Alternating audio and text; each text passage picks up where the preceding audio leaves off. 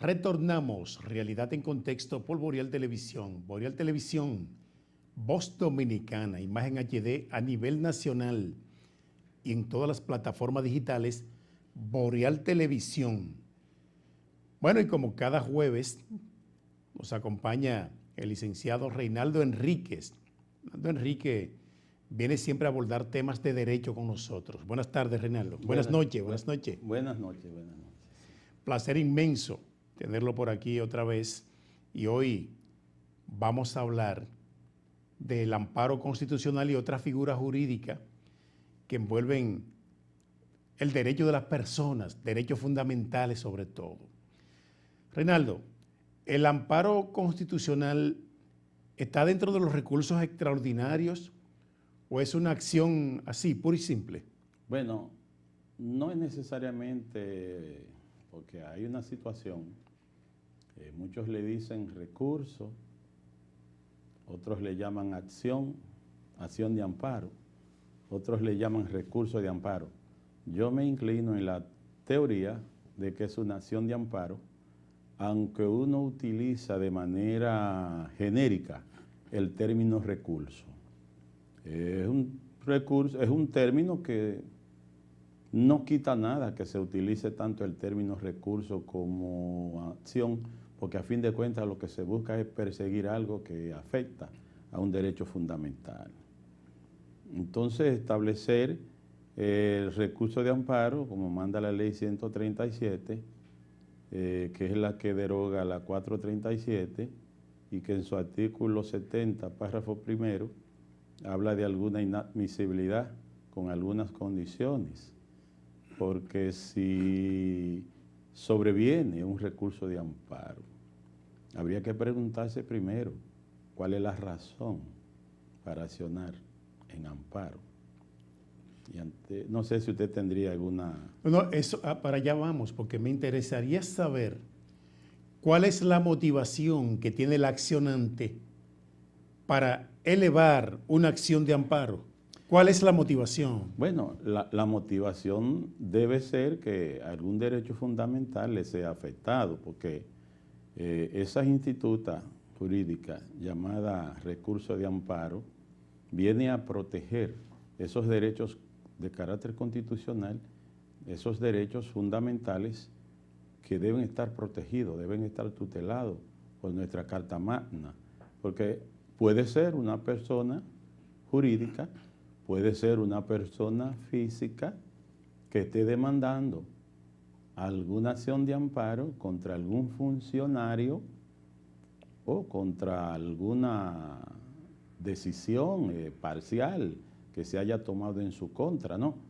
Porque una resolución, por ejemplo, o alguna parte de la ley, porque hay una situación, propiamente el recurso de amparo no está hecho contra una ley, ni contra un decreto, ni contra una resolución, pero hay situaciones que llevan a que el uso de esa ley o de esa resolución o de ese decreto pueda atentar contra algún derecho fundamental y usted tenga que demandar en amparo a ese funcionario que hace uso abusivo de ese derecho, afectando sus derechos fundamentales como ciudadano.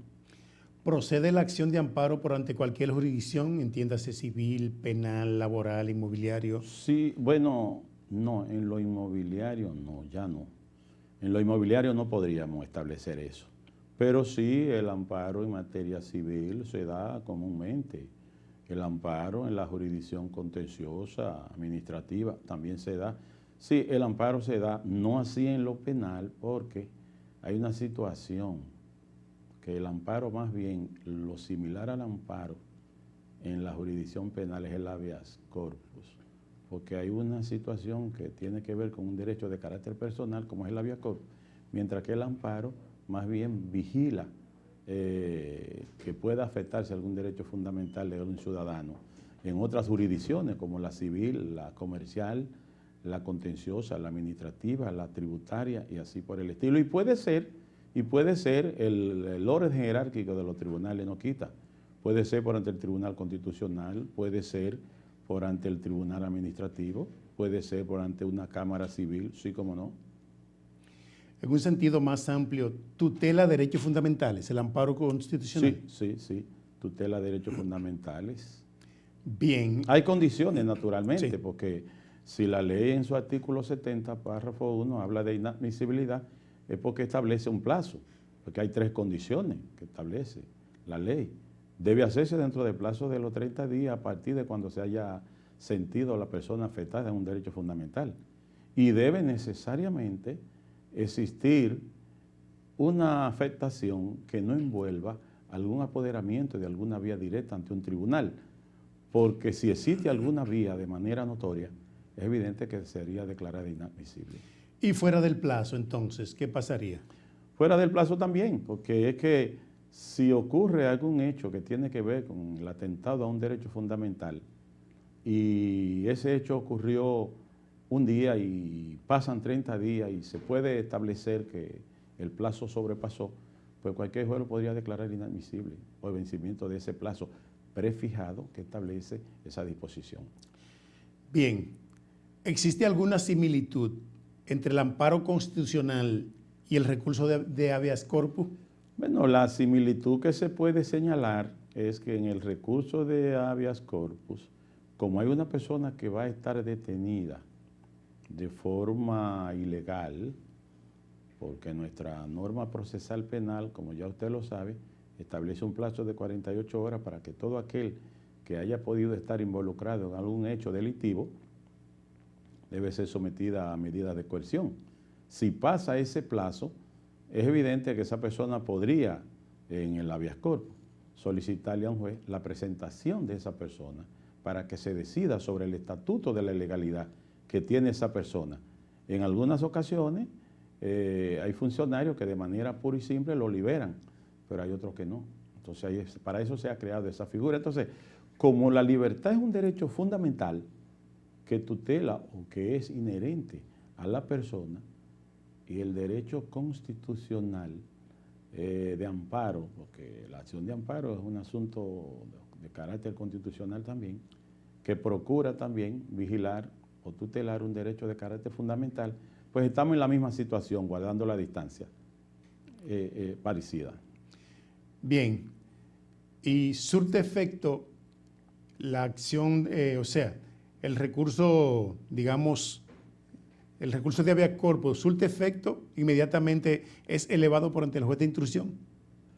No, porque es que hay una situación, no podría elevarse un recurso de habeas corpus por ante el juez de la instrucción. Entiendo que sería por ante un juez que conocerías, un juez especial, que conocería sobre ese recurso, sobre esa acción. De acuerdo. Sí, importante la aclaración, porque los abogados que nos están viendo en este momento están recibiendo cátedra de derecho que usted transmite a todos ellos desde este programa. Mire, hay otra figura jurídica que lleva casi el mismo nombre, se llama habeas data. Habeas data, es importante que hablemos un poquito sobre ese tema. Bueno, porque la habeas data se parece un tanto a las otras instituciones que hemos establecido. Es muy parecido porque el habeas data también resguarda una cuestión íntima con la Constitución, porque tiene que ver con el artículo 44, básicamente, de la Constitución, que tiene que ver con ese derecho fundamental a la intimidad.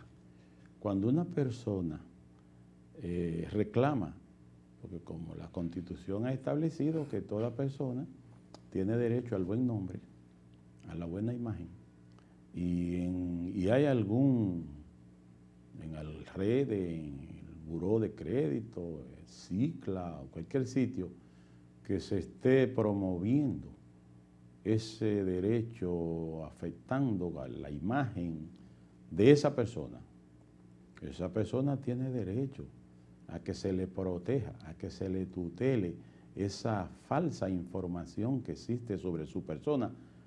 No así en el caso de que sea cierto, porque es lo que estamos hablando. Si usted fue condenado por algún hecho penal y alguien dice que usted es un condenado, no se está violando nada, no hay difamación, ni hay injuria, Pero a lo que el habeas data se refiere es a esas informaciones que atacan a ese honor de esa persona y que esa persona tiene derecho a requerirle a esa institución que quite esa mala imagen que tiene de sus informaciones personales, o de lo contrario tendría también el derecho a irse ante un juez y reclamar que sea retirada esa falsa imagen o errónea imagen que ataca su derecho a su persona, ¿no? Como ente, es así. ¿Es precedente elevar un recurso de habeas data en ese sentido en el caso de que un deudor, por ejemplo, debe a una institución bancaria, a una financiera, a un usurero por ahí, que colocó sus datos en el buró de crédito? Resulta que saldó la deuda un día X, en un momento determinado, y entonces requiere que sus datos sean retirados de ahí, del buró de crédito. ¿Procede entonces un recurso de esa naturaleza? Podría proceder siempre y cuando se cumpla con los pactos a que se hayan arribado, porque normalmente todo el que hace un préstamo y firma en letras pequeñas que autoriza a esa institución bancaria o financiera a que introduzca sus datos en un buró de crédito, y ese buró de crédito va a estar por un tiempo determinado ahí, solicitar, aunque haya pagado, que lo retiren con anterioridad podría ser un poco controvertido. Tendría que decidirlo un juez y establecer si afecta o no esos datos en ese buró de crédito, si se afectan o no, porque si una persona toma un préstamo, no implica nada. Si lo pagó, tampoco. Lo que habría que ver es qué tal está su situación crediticia en ese buró de crédito, si está castigado, si está ilegal, qué tal y por qué tiempo podría permanecer allí. Eso lo decidiría un juez si no decide levantarlo la institución crediticia. Pero la práctica nos dice que permanece en el buró de crédito aún pague. Hacemos la primera pausa y retornamos en breve con esta interesante entrevista sobre temas de derecho con el licenciado Reinaldo Enríquez. Retornamos en breve.